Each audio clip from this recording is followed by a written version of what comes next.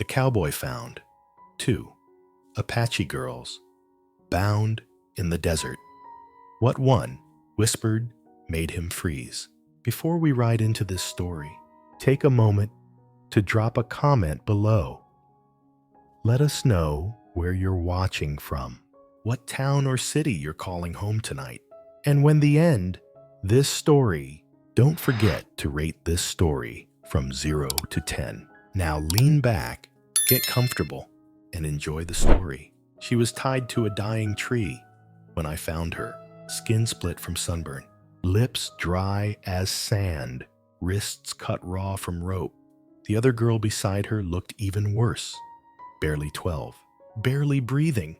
I gave the older one water, slow and steady, like you do for a wild thing that might bite. She drank without looking at me, then leaned in. Her lips barely moved. Don't trust her, she whispered. And just like that, she passed out cold. I stood there, canteen in one hand, knife in the other, heart pounding like thunder behind my ribs, because I thought she meant the younger girl. But she didn't. She meant someone else, someone watching, someone already too close. Cooper Langley wasn't a man most folks remembered, and he preferred it that way. He rode alone, always had. Long trail behind him, longer silence ahead. Folks out west said the desert played tricks, made ghosts out of heat and men alike. But what Cooper saw that morning beneath the dead mesquite wasn't a trick. It was 2 girls, bound, burned, barely alive. The older one had dried blood in her hair and something steel set in her jaw. A girl who'd seen too much, said too little. The younger, just bones and fever, skin scorched, face slack, might have looked like sisters. Weren't, not exactly. But that truth would come later. Cooper dismounted slow, like he was approaching a sleeping snake. Canteen in one hand, knife in the other. She didn't flinch when he cut the ropes, just locked eyes with him, steady, as if daring him to be a man worth trusting. Then came the whisper, "Don't trust her."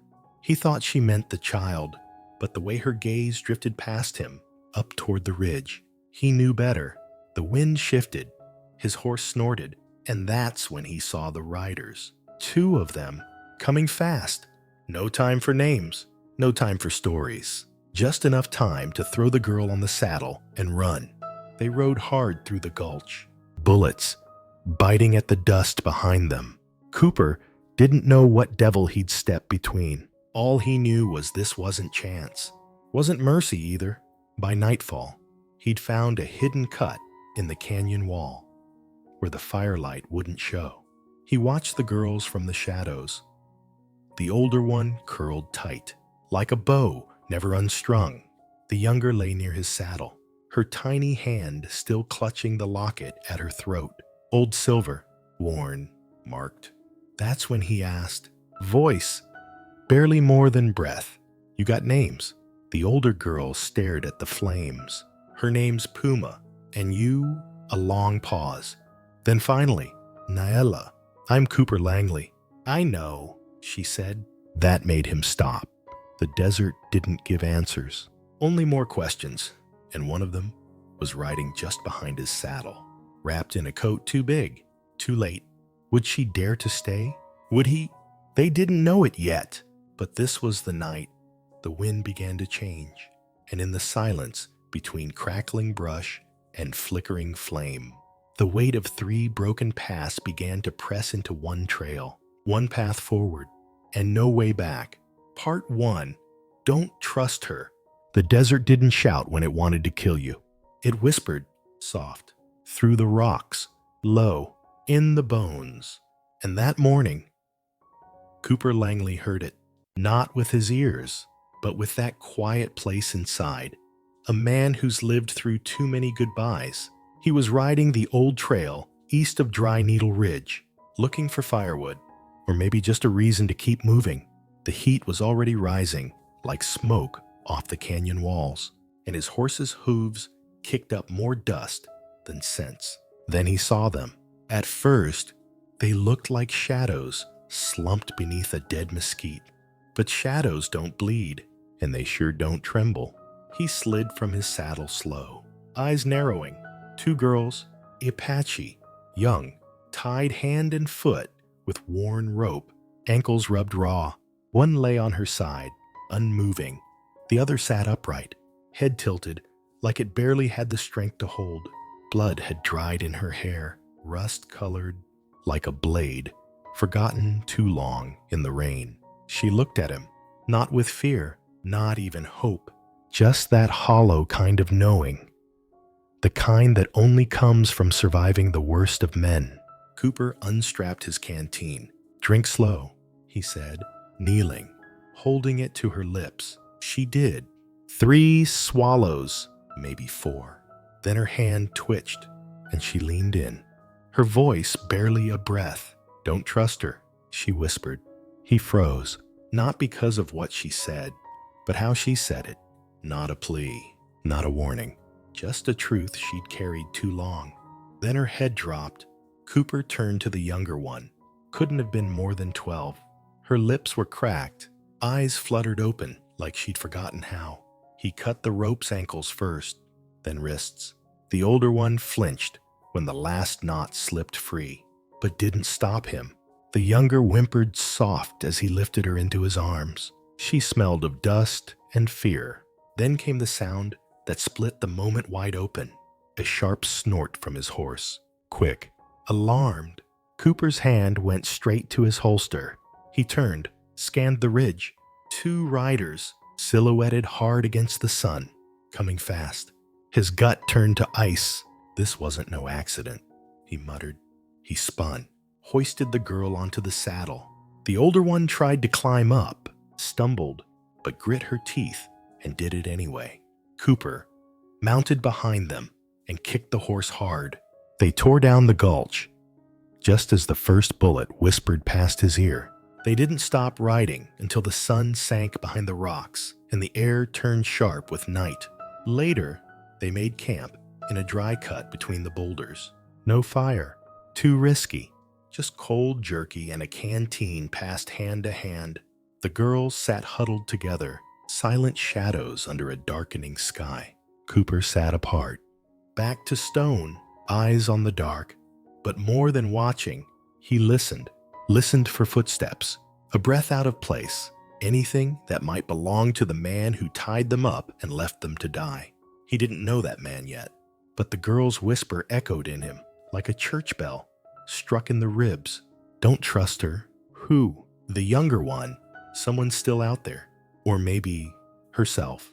When the moon rose and the silence had stretched long enough to settle, Cooper finally spoke. "You got names." The older girl didn't answer right away. Then, eyes still sweeping the dark, "Her name's Puma. And yours?" She hesitated.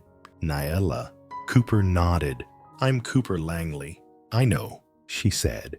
That made him still. "You do." She said nothing more, just kept watching the dark, as if it might shift and show her something she already feared.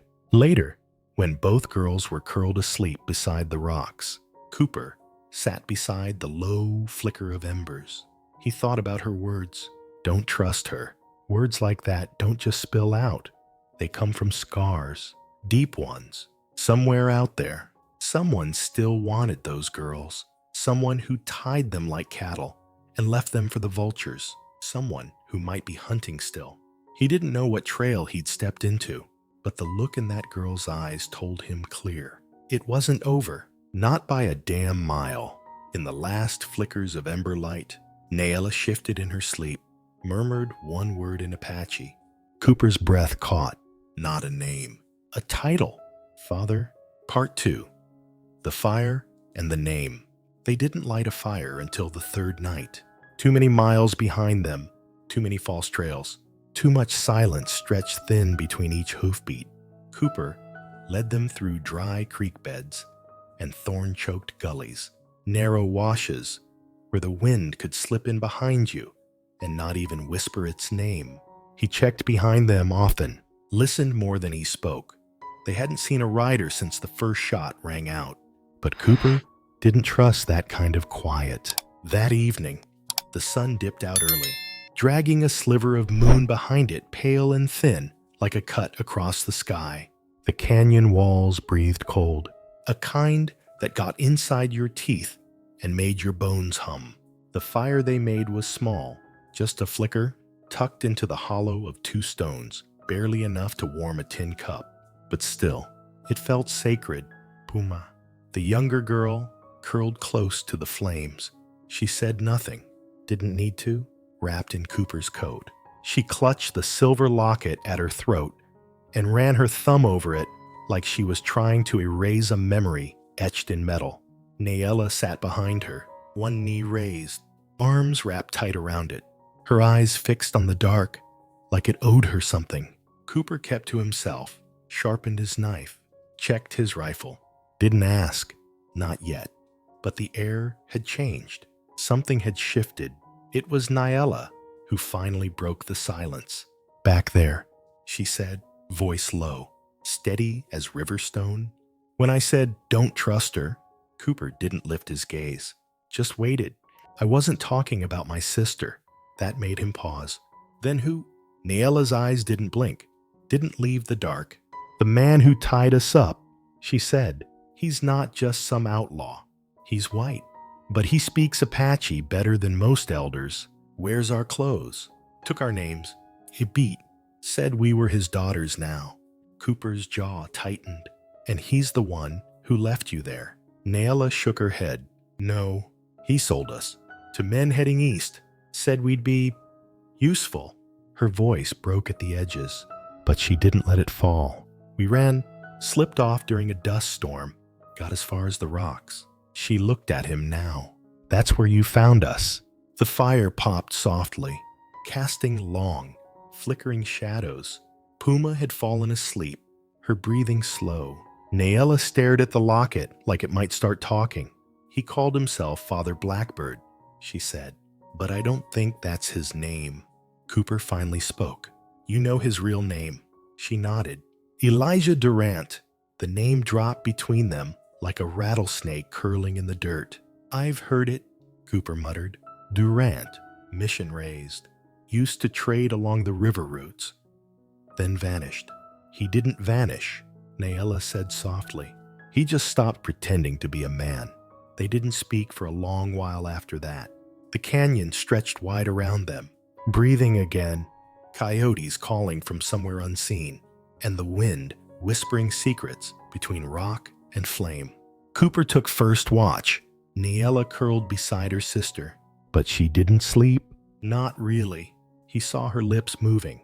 Not in prayer. Not this time. She whispered a name, over and over. Puma, Puma, Puma. Like saying it enough times might protect her, might make the world back away. Near midnight, Cooper asked what had been sitting in his chest since day one. "How do you know me?" d.e.a.d looked up. Her eyes weren't tired. They were sharp, alive in a way most grown men had forgotten how to be. "I remember your name," she said. "From before, when I was little." She sat up straighter. "You helped my uncle, years ago, near Yuma Crossing. They said you were a man who kept his word." Cooper swallowed slow. Yuma. That word cut deeper than she knew. He turned away from the fire. "Not everyone agrees with that," he said under his breath. Just before dawn, a shadow moved across the stars. His horse snorted low, nervous. Cooper rose in one fluid motion, rifle in hand. But it wasn't Durant. Not yet. Just a deer on the far slope. It looked at them for a long moment, then vanished into the brush. Still, the air didn't settle, because now Elijah Durant had a name, and the girls, they had one more truth on their side. d.e.a.d names him Elijah Durant. The villain is no longer faceless. He has breath. He has history. He has vengeance. Just before the fire died, d.e.a.d whispered toward the flame, voice barely more than smoke, "He won't stop. Not until one of us is dead." Part 3. Vultures Crossing. They reached Vultures Crossing just as the sun broke red over the rocks, if you could call it a town. 3 buildings leaning against each other like old drunks after a long, bitter night. A cracked sign above the trading post read, "Goods and lead, mostly lead." Cooper reined in at the hitching post, scanned the windows. 2 horses were tied out front. Neither were his. That made his grip on the reins go stiff. Behind him, Puma slept against Nyela's back, still wrapped in his coat. The girl's head lolled gently with each sway. Nyela's voice broke the silence. "You sure about this place?" "No," Cooper said, "but it's better than dying out in the open." Inside, the store was too quiet. The kind of quiet that listens, the kind that waits. Shelves half-stocked, whiskey on the counter, something bubbling in a stew pot out back, too savory for a place this dead. Then the sound, boots on old wood, slow and certain. "Well, I'll be damned." A voice smooth as rusted iron. "If it ain't Cooper Langley." Ghost of the West. Cooper turned, slow. Clyde Bishop stepped from the shadows. Tall, sharp-eyed, too clean for a man who claimed he'd retired, still riding alone. Clyde asked, a smile that didn't reach his eyes. Cooper didn't answer, just nodded for the girls to come inside. Nyela hesitated. Something in Clyde's smile made her jaw tighten. It was all teeth and no warmth. By nightfall, they'd eaten. The girls lay resting in the back room on makeshift cots, saddle blankets, and borrowed breath. Clyde poured himself a whiskey, rolling it between his fingers like it might give him answers. "You look like a man riding with a price on his conscience," he said. Cooper sat near the hearth, rifle across his knees. "I found them tied up in the desert." "That so? I think someone's coming for them." Clyde's eyes narrowed. "I saw a rider 2 days back. White fella, tribal cloth. Called himself Father Blackbird." Cooper stiffened. "Did he ask about girls?" "No," Clyde said. "He asked about ghosts. Said something was taken from him. Said it was his to reclaim. I didn't like how he said it." Cooper's voice dropped. "That's him." Then Nyela stepped from the shadows of the back room. She looked older in the firelight. "Not in years, but in weight. I know who he is," she said. "Elijah Durant used to live near the mission where I was born. Took 4 girls once. Said it was for marriage. What happened to them? One came back," she said. Quiet. She hung herself. Silence settled like ash. "I saw him kill a priest." Nyela added, "That's why he wanted me quiet. I saw too much. Maybe I always did." Cooper rose and walked to the door. Outside, the stars were sharpening in a sky turning black. Nyela joined him. "You trust him?" she asked, nodding toward Clyde. "No." "Then why are we here?" "Because trust is a luxury." His voice was low. "But shelter? Shelter is survival." She didn't argue, just looked up at the stars and whispered, "I hope he comes." Dawn came like a blade across the rock. "A lookout, young," Jumpy shouted from the porch. "Rider." Cooper was already moving, rifle in hand. Dust curled up the far slope. One man, walking his horse slow, wrapped in tribal cloth. But the eyes, cold, flat, dead as riverstone. "Elijah Durant," Cooper whispered. Durant raised a hand in mock peace. "I came for what's mine." Clyde joined him at the door. "You want to talk to him?" "No," Cooper said. "I want him gone." "You think he'll leave?" "No," Durant called again. "I bought them fair. Paid with blood, if not coin." "They're not yours," Cooper answered. "Not anymore." Durant laughed. "You think saving them makes you clean, makes you right." "I don't care about righteous," Cooper said. "I care about right." Then, a scream. "Nila." Puma's voice from the back. Cooper spun. Too slow. Durant moved like lightning. And from behind the store, 2 more men stepped from the dust. Ambush. The first shot cracked wood near Cooper's head. He dove back inside. Behind, Clyde fired through the front window. Dropped one. Nyela grabbed Puma, pulled her behind a crate. "This is a damn setup," Clyde snarled. Cooper's eyes darted cover, exits, angles. His rifle was half loaded. Not enough. His revolver, full. Better. "Naela, stay down." "I'm not hiding," she shouted back. She had a knife now drawn from her boot. Then she said it. "There's something I haven't told you." "Not the time." Cooper snapped. "It is," she shot back. "If I die today, you need to know." He turned. Her face was pale, trembling, but her eyes were iron.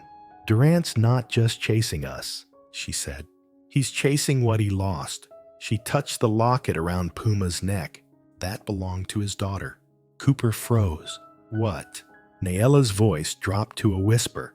"He had a child with an Apache woman. She died giving birth. The tribe refused to let him raise her.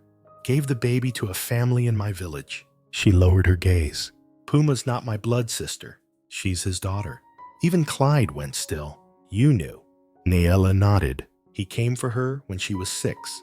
The village said no. That night, the village burned." Cooper felt something twist inside his chest. "He killed them." Naela nodded once. "He's not after me." A pause. "He's after her." Then a gunshot tore through the back wall. Missed them by inches. Too late for talking. Clyde yelled. Smoke curled under the door.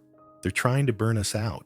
As fire crept beneath the floorboards and bullets tore through timber, Cooper buckled his revolver tight and looked Naela in the eye.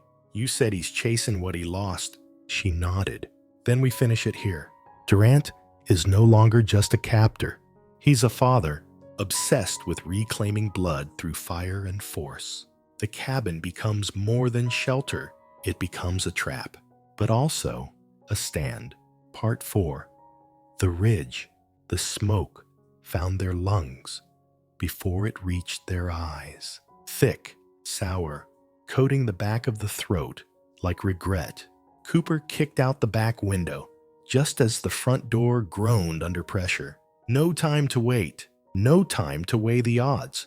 He shoved Puma through first, then Naela, and followed last, landing hard in the dry arroyo behind the trading post, rifle strapped, revolver drawn.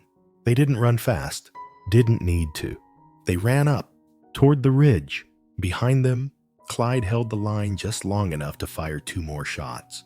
It bought them seconds, but seconds are currency in a place like this. Then came the crack. A bullet found his thigh. He dropped hard, blood blooming through denim. "Go," he shouted. "Don't wait for me." But Cooper turned, grabbed him under the arm, hauled him uphill, like a man who'd carried worse than wounded friends. Bullets chased their heels. Durant's voice echoed after them like poison wind. "You're not saving her, Langley. You're just delaying it." They made it to the ridge. Jagged stone. No cover, but boulders. No options but stand or fall. Cooper dropped Clyde behind a rock and pressed a cloth against the wound. "You hold pressure. You shoot anything that ain't me." Clyde coughed and gave a crooked grin. "Wasn't planning to let him braid my hair." Behind them, Puma lay curled in Naela's arms, pale, barely conscious. Naela trembled, but stood. "What now?" she asked, voice thin as wind. Cooper met her eyes, steel to steel. "We finish this?" He handed her a revolver. "Only if they cross the line. And don't waste it." 10 minutes passed, longer than you think. Then the wind shifted, colder now, sharper, and Durant came, alone, walking slow over the crest, like a sermon with legs, gun in hand. He didn't shoot. Not yet. Just let his words come first. "Let's not waste lives," he called. "Just give me the girl." Cooper stepped out from behind the stone, wind in his coat, dust in his teeth. "You had a daughter once," he said. "What would she think of the man you became?" Durant's mouth twisted. "She's dead because of people like you. They stole her from me." "No," Cooper said softly. "They saved her." Durant's jaw clenched. He raised the gun. Cooper fired first. The bullet struck Durant in the chest. knocked him to one knee. But he didn't fall. Blood bloomed, dark and slow. "You think this ends it?" He gasped. "She's mine." He lifted the gun again, but the second shot didn't come from Cooper. It came from behind, from d.e.a.d. Her bullet hit him clean in the head. Durant dropped. No last words, no curse, just dust and silence. Only the wind now, and breath. d.e.a.d. lowered the revolver. Her hand shook. "She was never his," she said, voice steady now. "No one owns a child." Cooper nodded. Behind them, Puma stirred. Eyes fluttered open, heavy with pain. "It hurts," she whispered. "I know," Cooper said, "but you're safe now." She clutched his sleeve with fingers too small for the weight she'd carried. "You're not gonna let him take me, are you?" Cooper swallowed. "No," he said, "not ever." She nodded, eyes slipping shut. "Then I'll be brave." That near broke him. They buried Durant at the foot of the bluff. No prayers, no words. Some men don't get eulogies, only consequences. Clyde leaned against a rock, pale and bleeding, but alive. "Next time," he groaned, "let's meet in a poker hall." Cooper gave a dry chuckle. "You wouldn't last 5 minutes." "You're probably right." As the sun dipped behind the rocks, Cooper looked out over the land. He didn't feel like a hero. Didn't feel clean, but d.e.a.d. stood beside him, not hiding, not running. And Puma, she slept curled up in Clyde's coat, finally still, for the first time in years. Cooper didn't feel like a man waiting to die. He felt like a man who'd chosen life, even if it still hurt. Durant falls, not by Cooper's hand alone, but by d.e.a.d.'s. A voice once silenced now speaks through fire. That night, beneath the cold stars, d.e.a.d. leaned toward Cooper. "I lied to you," she whispered. "Puma is my sister, half-sister, same mother." She looked down, ashamed of something that was never her fault. "I just didn't want you thinking I had anything tying me to him." "I never did." Part 5. The Garden. By the 6th day, they reached higher ground. The desert fell behind them, and with it, the running. Pine replaced sand, stone replaced dust. The air smelled like rain that never quite came sweet, sharp, alive. Cooper led them along a forgotten trail, used more by deer than men. And there it was, an old ranger station, left behind by time. The roof had holes, but the walls held. The well still gave water when asked kindly. It wasn't much, but it was enough. Cooper worked in silence, cut wood, repaired the door, killed a rattlesnake under the porch and didn't say a word about it. Clyde had ridden east to find a doctor. He left with a limp and a crooked smirk. "I ain't dying in a pine shack with your judgmental horse staring at me," he said. "No promises, no handshakes. But if you ever need a sharp shot and a bad idea, send word." Cooper nodded. That was enough. d.e.a.d. taught Puma how to gather roots, find berries, set snares, always with one eye on the trees, as if ghosts might live in pine needles too. Puma clung at first, but within a week, she was walking ahead on the trail. She whittled sticks into birds, asked questions like a child who hadn't been hunted. One night, she sat beside Cooper at the fire. "Do you think he was really my father?" she asked. Cooper watched the flames. "I think he wanted to be," he said. "But wantin' and deservin' ain't the same." She nodded. "I don't remember him." "That's a gift." The next morning, d.e.a.d. stood by the door as Puma chased a squirrel through tall grass. Cooper was splitting wood, steady and slow. "I've been thinking," she said. He raised an eyebrow. "Dangerous habit. We should start a garden." He paused, axe midair. "Now I know you're planning to stay." She stepped closer. "I don't know what this is," she said, voice low, "but it's more than I ever thought I'd have." He nodded. "Then let's keep it that way."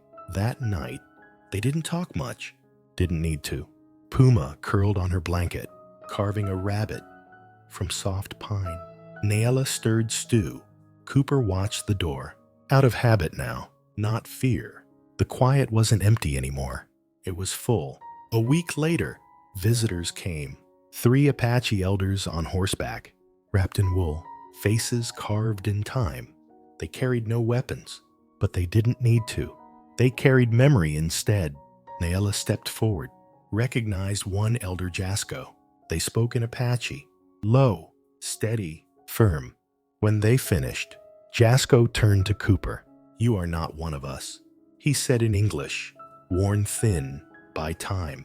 "But you carried one of our daughters through fire." "I carried 2, Cooper said. "One by choice, one because I had no choice." Jasco nodded. "Then you understand what real fathers do." He pulled 2 necklaces from a leather pouch bone and blue beads. "They will stay with you. If they choose to, then teach them," Jasco said. "And listen when they teach you." By the 2nd month, the cabin felt lived in. d.e.a.d hung herbs from the rafters. Puma planted seeds behind the shed. Cooper, he slept through most nights now. Some ghosts quiet down once you stop feeding them. One night, d.e.a.d sat beside him by the fire. Coffee steamed from a tin cup in her hands. She stared into the flames. "I lied to you," she said. He didn't flinch. "About what?" "About Puma." She looked down. "She's my half-sister. Same mother." "I figured," Cooper said. "I just didn't want you thinking I had anything tying me to him." "I never did." He took a slow sip. "You don't owe me anything." "I know," she said. "But I wanted to tell you anyway." "Why?" She shrugged. "Because staying means telling the truth." The first frost came early, turned the roof silver, made steam rise from the well when the sun touched it. d.e.a.d stood outside one morning, arms crossed, watching Puma turn the earth with a small spade. She looked toward Cooper, standing by the fence, mug in hand. "I never thought I'd grow anything," she said. "Not from my blood, not from all this." He nodded. "Still, here you are." They didn't speak of Duran again, not out loud. His shadow had thinned, not erased, just outgrown. The locket now hung from a nail above the door, not a keepsake, not a treasure, a warning, a memory that says, "We survived."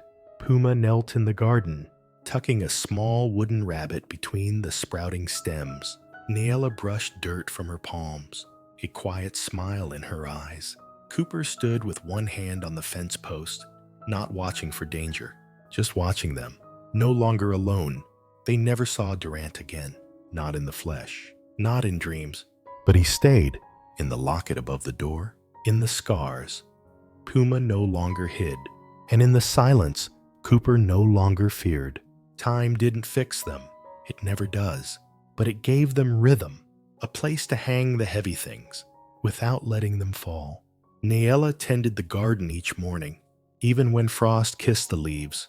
Puma carved animals from pine, painted them with berries, laughed more days than not.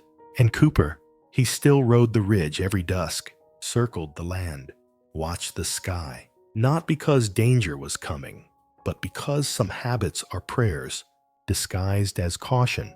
He poured 2 cups of coffee now instead of 1, sometimes 3, if Puma rose early. The revolver stayed above the mantel, oiled, unused, waiting only in memory. And on the windowsill, where ash once gathered, green shoots grew, soft and stubborn, rooted in nothing but burnt ground and quiet effort. Cooper never asked to be needed. d.e.a.d never begged to be saved.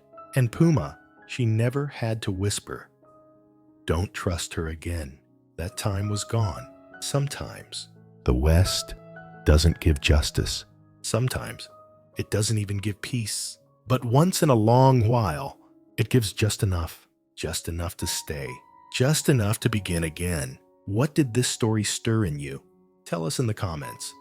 Your favorite moment. A line that stayed with you. Rate it from 0 to 10 below.